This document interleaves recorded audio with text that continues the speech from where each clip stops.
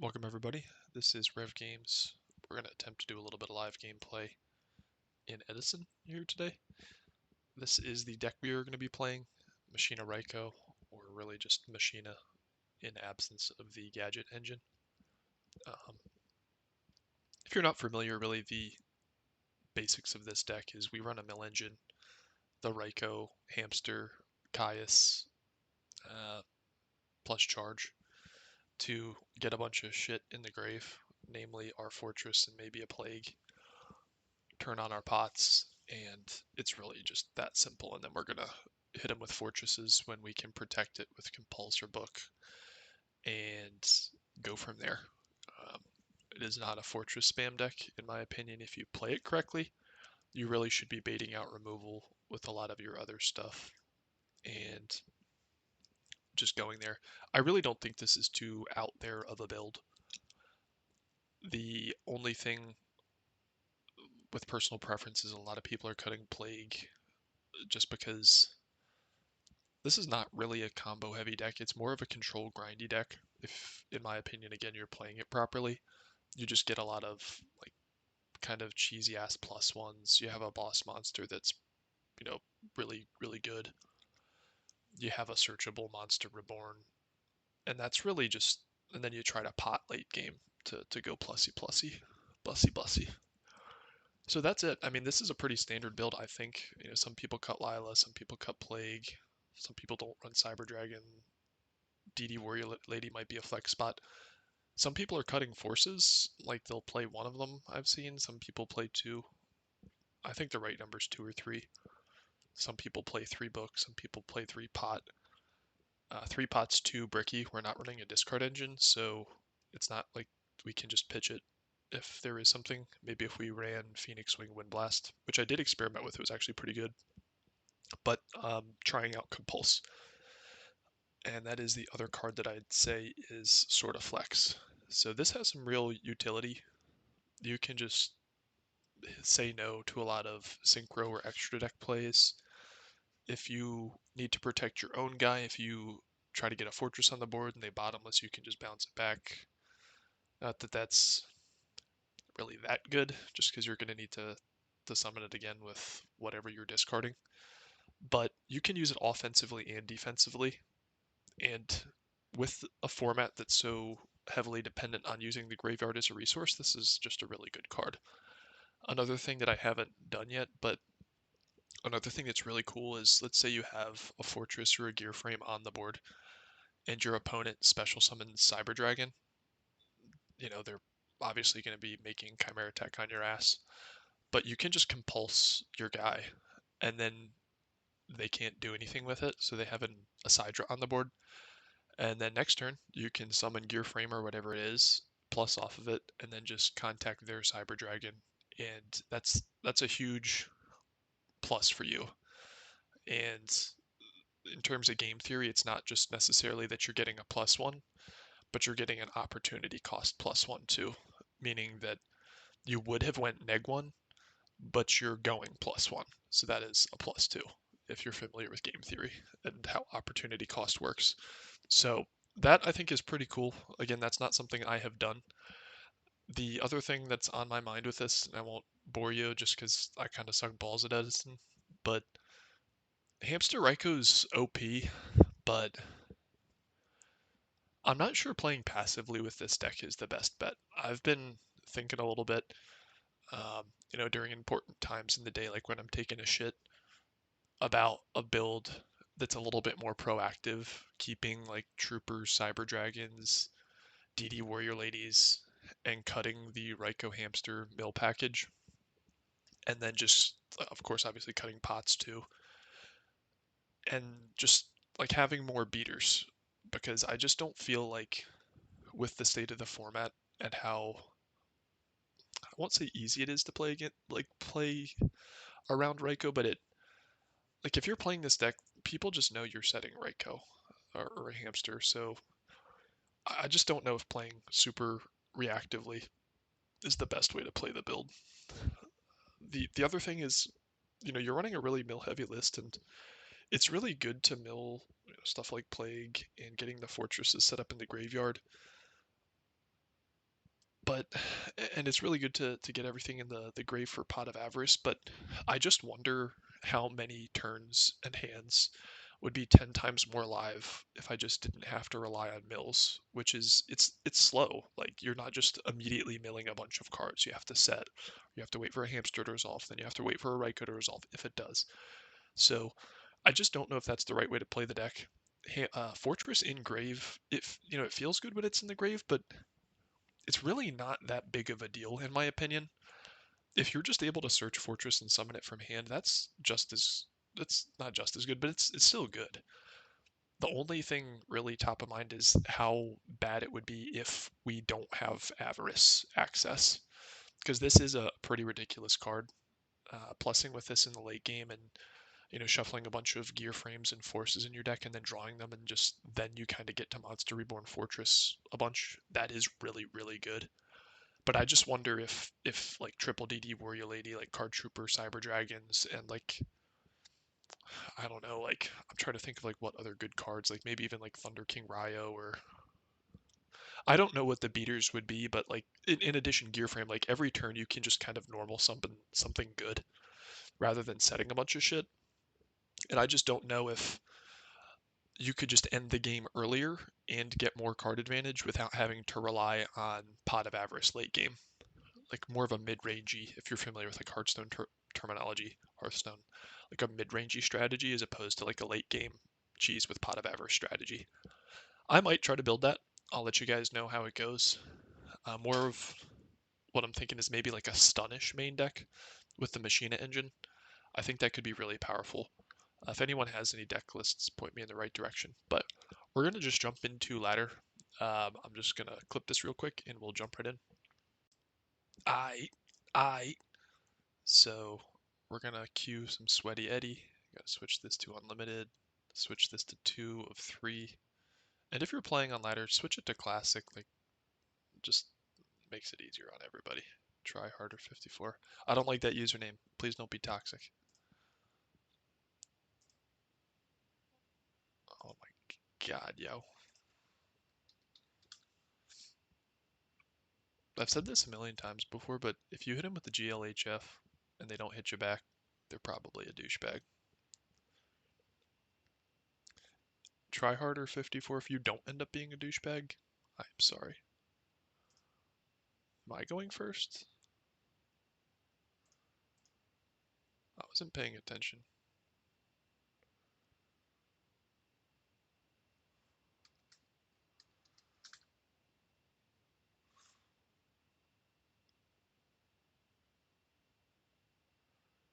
This is the kind of shit I'm talking about.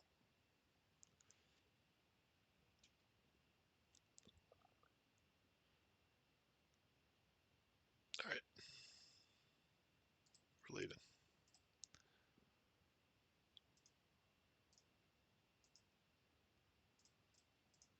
Sweaty Eddie.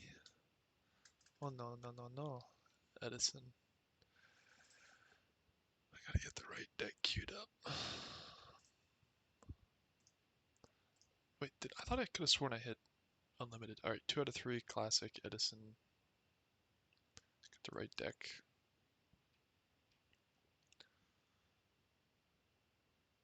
Clown Pepe Draco about 2015-16 formats. Is that multiple formats or is that just one format? I'm all for, I guess while we're waiting, I'll go on a little mini rant, but I'm all for multiple formats, but I don't want the legacy format community to get so divided that we just don't have any community elsewhere. Like, I'd really prefer just if we just focused on Edison and Goat. And if you don't like those formats, just maybe play advanced. Because if we get into too many formats, like if there are like 5 different formats that people play, we're never going to go anywhere. Like we're going to be way too divided. There's going to be too diluted of a player base. This hand's, I don't know if this hand sucks actually. I mean, oh fuck. This will be interesting. What hmm. Like opening a gear frame is what we want to do, or a Ryko hamster. These are all good cards, but just not at this point in the game. There she blows. So I gotta think here. We obviously want to contact this bitch away, but I am a greedy piece of shit. So what I kind of want to do is see if he commits something more and then contact it off. And I didn't even, he added Machina Fortress, so he has Fortress in hand.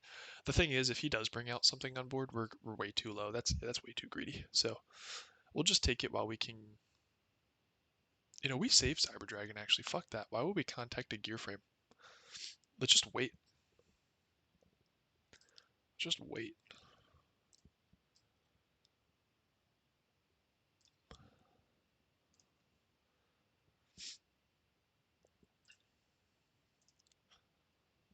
I also think there's merit to just not even getting Fortress out. I feel like the first person to summon Fortress loses in this instance. Because it's going to get contacted off. Oh, whoops. Yeah, I become a little bit scatterbrained with Edison when I'm talking over it too, just because I don't really know this format that well. Hamster Ryko. Oh, yeah, that's good. And I only have a few brain cells to rub together while I'm playing. So double Fortress in hand. This is kind of what we want to happen, but at the same time, we're taking a fucking boatload of damage, and Limiter kills us.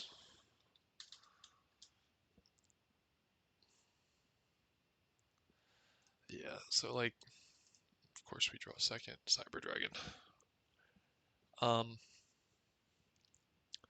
So this is 3,000. We can summon 2 fortresses. We have game if he doesn't have Gores. And I think we just have to go for it. We're so low that, and with no defensive traps, that it's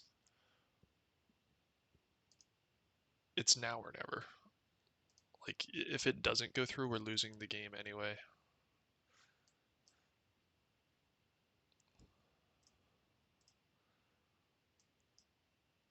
Because this deck can easily do 1900 on me. They do run Gores, Trag. I don't think we have to worry about. So in the first 7 cards they've seen, do they have Gores? I don't even think it's worth prognosticating about. Like, they either do or they don't. This isn't like if he could contact us next. Yeah, we just fucking have to go for it. So it'll be 8k exactly. I'm just trying to think if there's any normal summon plays. Like what we could do is try to. I was thinking about like burn damage from Caius if that's ever right. If that's ever relevant, it's not.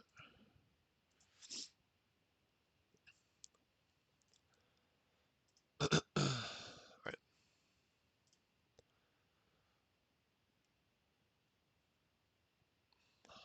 He fucking had Gores. Dude, you are a stinky fucking turd. Fuck you. Alright, hmm.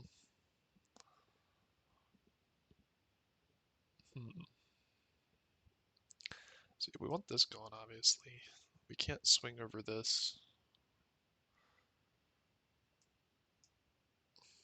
I just don't know. Is there ever a scenario where we tribute for Caius? I mean, maybe we should have just tributed to get the.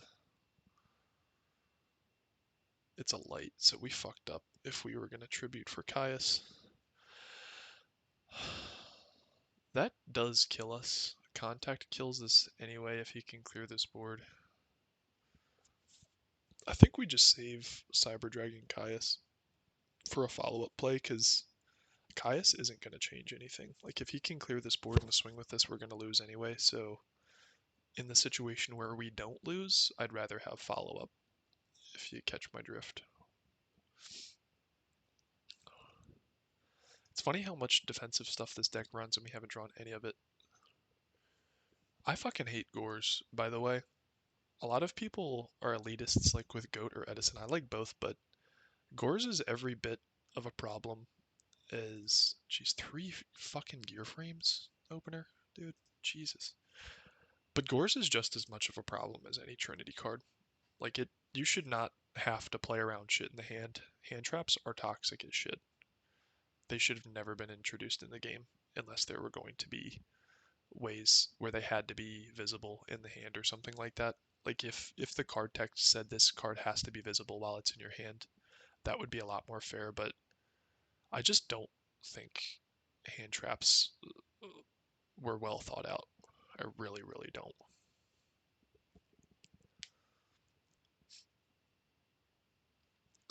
And a lot of like very modern or people that play advanced or like played later in the stages of Yu-Gi-Oh! I played since literally day one are gonna disagree with that type of thing. Um, yep. But at the same token, um, it's more of just a product of. I'm gonna hit him with a think, just to bluff. Yeah. Um, but hand traps are just not good gameplay. So that stinks. We do have avarice. I don't think we have any more information on his hand since we know all of the searches that he had with gear frame. This is good.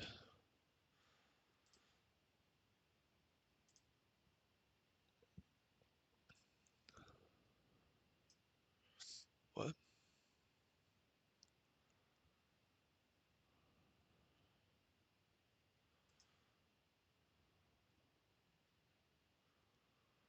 Wait, did we both miss something?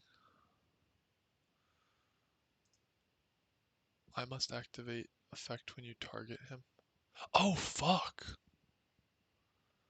Wait, did I target something of his too? Yeah, that is a mandatory effect. We did miss that. How does that work?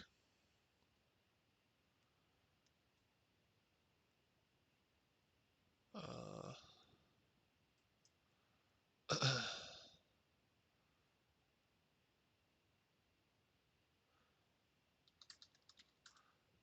but I don't.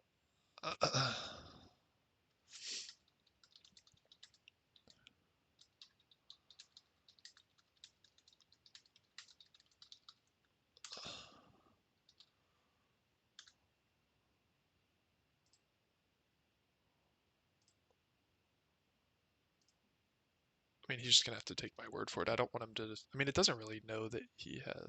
Wow, that really sucks. But that is correct. I mean, it's a mandatory effect, right? It is. Shame on me for not knowing that, but still learning, Edison.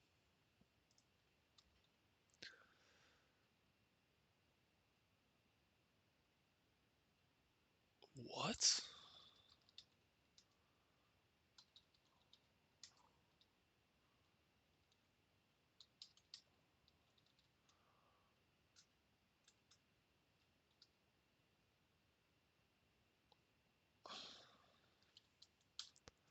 What could this possibly be for? This has to go or we're dead. So, oh, I forgot to type pot.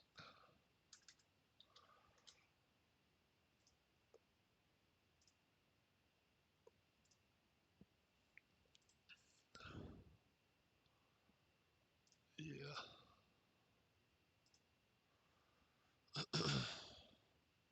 We're gonna lose this game. He knows we have Cyber Dragon. I don't really think we. I mean, other than the missing the ruling on when I targeted something of his, which probably was wrong anyway, because we could have contacted it off. Although that's a mandatory effect too, now that I think about it. And he's just gonna pop us with this. Yeah, we were dead either way. Um, okay. So, Crowboy comes in. I think these come in. The frustrating part is we didn't have back row and he didn't have back row. So I don't know if that lack of back row is by design of his deck or it's just the variance of his draws was just like all monsters. So I don't feel confident siding in Dust Tornado. Most Machina decks are running a fair amount of back row that you'd want to dust off. This is useless. This is useless. This is for frogs and is useless. This could really fuck us if he summons Fortress. This is not, I think, that relevant. We don't really need to run over anything or pump over Blackwing, so just these two. I think these, of course, stay for Cyber Dragon shenanigans. We're going second, so Dust Shoot stays in. Book of Moon is staying. I think this is going to be too fast of a game with whatever the fuck he was running. So this comes out. Make sure he knows I'm thinking a little bit.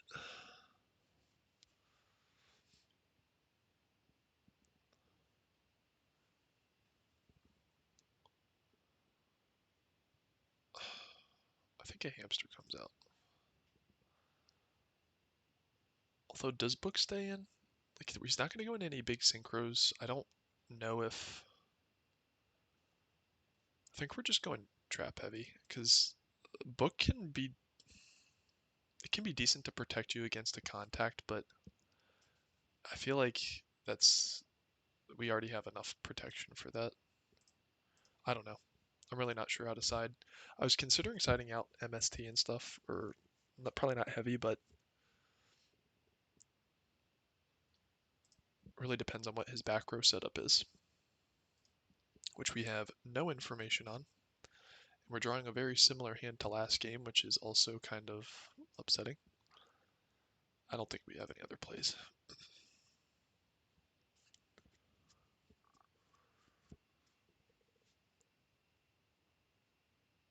Okay, that's good. Yeah, I forgot we saw Tomato too. It's like, okay, build a fortress.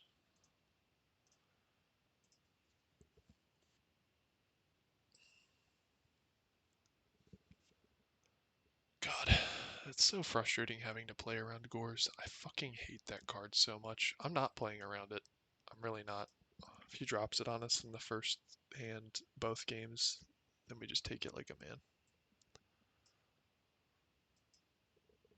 I think sticking a DD Warrior Lady is good. I mean, we have the option to tribute it off for Caius.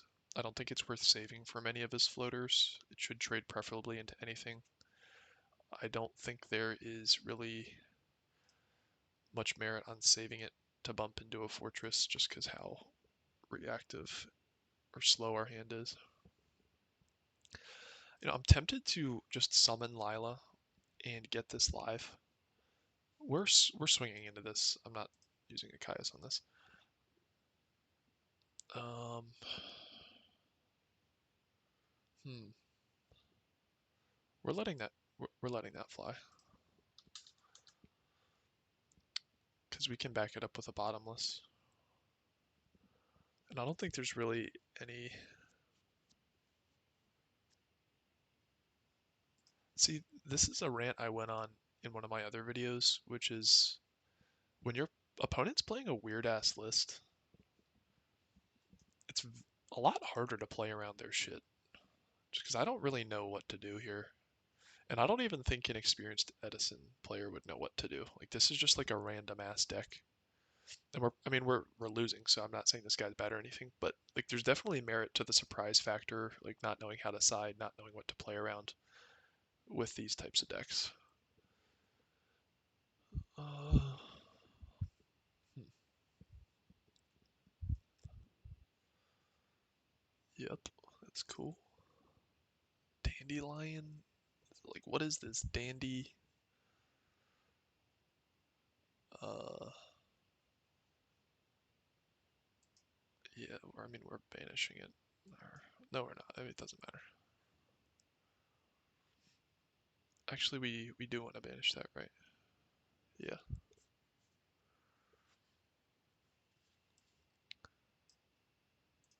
Because we want less pots to be available, and it would have killed his dandy tokens too. Are we just banishing Dandelion here?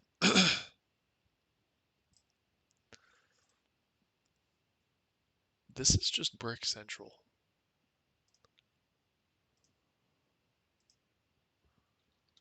Don't they die from Black Rose?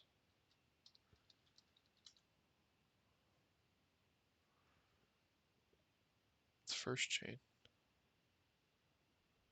Mandatory effect.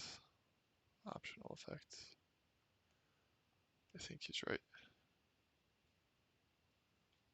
Yeah, he's right now that I think about it. Okay.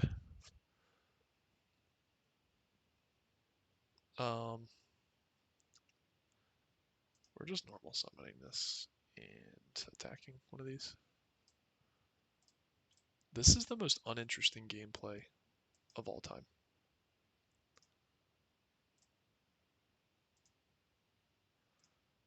Jesus.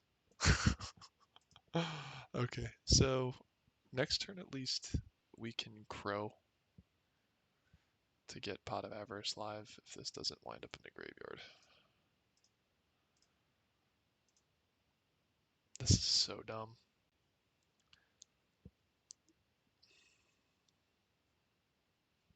This is just so dumb.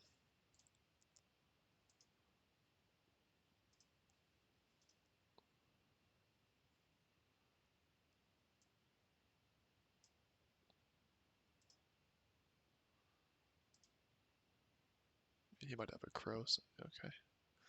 We're even sending back the fortress in our grave,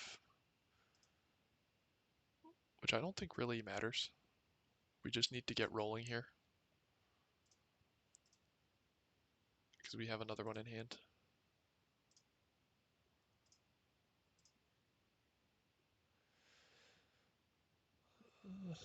This is fine.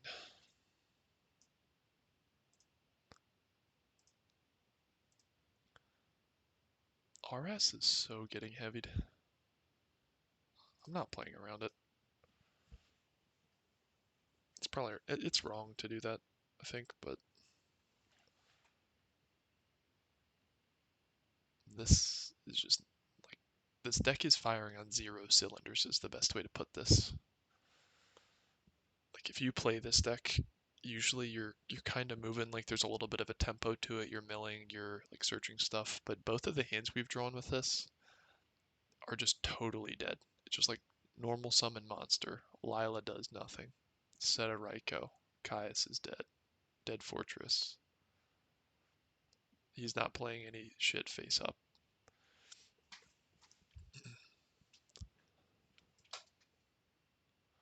Fucking Christ, dude. You guys are watching me just get my shit pushed in. Hope you enjoy it. Okay.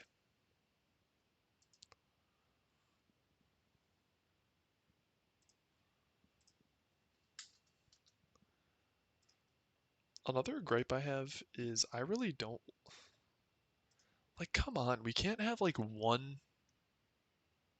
machine monster, like a gear frame to contact this shit off. Like, really? This is just such a frustrating game. Like, any time we've needed a card, we haven't had the opportunity to get it. But like another mini rant is decks that play no back row like should not be a thing. I just don't think that's another, like, in my opinion, small thing with Edison format that I don't think is necessarily healthy. I love the format. Like, don't get me wrong. These are just small nitpicks, but there should never be decks that just can afford to play no back row unless they're just pure combo. I just do not think 0 back row decks are healthy for the game. We're not attacking into shit. We're setting a DD Warrior Lady, and that's our turn.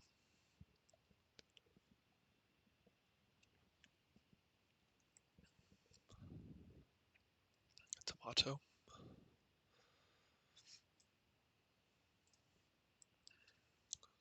Wait, 1200, yeah.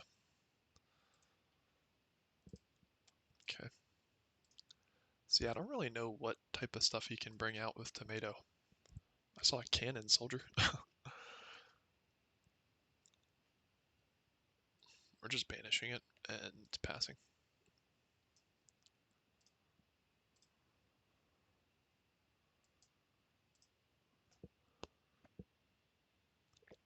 We absolutely have no need to bring out anything here.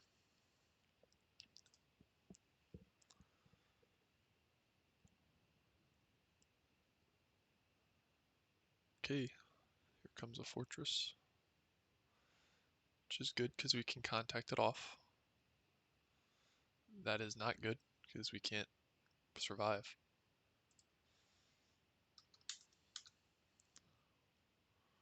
I thought he was going to have a normal summon to finish us off.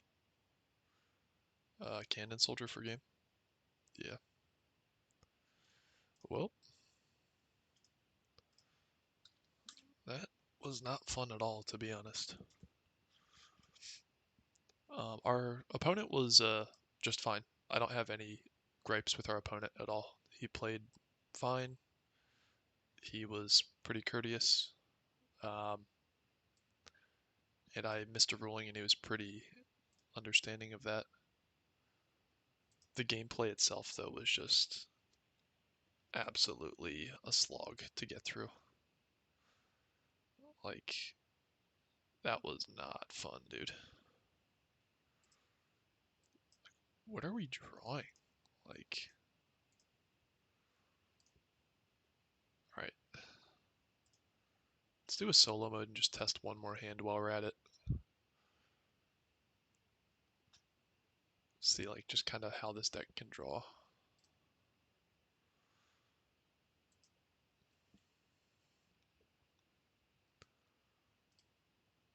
See, this is a far more balanced hand than anything we drew in the last few games. Like, you can start, like, contesting board with, like, a Ryko or a DD Warrior Lady. You have stuff to back it up.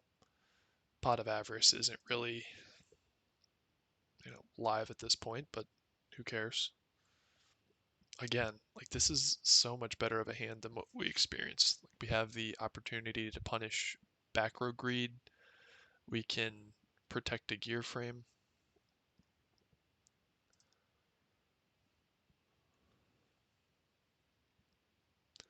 Again, like, so much better of a hand. Like, here we can even get more aggressive. Maybe like turn one, we set up a Ryko just to clear some back row. Then we can drop two fortresses if there's nothing there behind a Solemn Judgment. So I think you kind of get the idea here. This gameplay wasn't really probably very fun to watch. Like, again, we have so many good starters. Like, if they do set up back row, we have Lila. We have a DD Warrior Lady. This is kind of dead at this point, but at this point, I think you understand that this deck is a little bit more fun to play if you just get decent hands. Those were just, I won't call them total bricks. Like, we could still play cards, but it was just very awkward and disjointed based on what we were playing up against. And I'll probably play this deck a few more times and try to record some stuff. Let me know if there are any other decks that you guys want to see. Because I am learning Edison, I'm sticking really to some forgiving decks like the Blackwing stuff. I did like Machina Gadgets. I did this deck, Machina Ryko. These are all relatively linear decks to play. I do think they require you to have a much better fundamental understanding of the game than a lot of combo decks that are in Edison. That is just, it's a different era of Yu-Gi-Oh! When those decks are kind of just going off and there's like very weird like extra deck like combo stuff that you have to memorize and go into, and I'm not really there in my player development. But if you're looking, like, if you're a GOAT player and you're looking to get into Edison, I think Blackwings and this deck are a really good start. And not just because they're easy, but the way you win with these decks is by actually managing resources and knowing like when to set up like judgments or your back row. Like, the gameplay I just played was sloppy as shit, I'm not gonna lie, but like really fundamental stuff, like when to attack over stuff, when to bluff sets, a lot of skills that you probably already have if you're a GOAT player, like core Yu-Gi-Oh! I'll call it. A lot of the other Edison type stuff is a little bit more wombo combo-y, which is I need to learn, and I think that takes a totally different skill. That's like kind of knowing when to go off, how hard to go off. If you get interrupted, what your follow-up's going to be. That's a totally different skill, which a lot of GOAT players don't have unless they've played a lot of Reasoning Gate. And I have played a lot of Reasoning Gate, but I'm just super unfamiliar with the intricacies of a lot of like stuff like Quick Draw Dandy Warrior or anything that's a little bit more combo heavy. Like even the Dragon decks, even though like some of them sometimes it just seems it's like Future Fusion and like that's not too hard to figure out. But um, yeah, let me know what you think I should play next.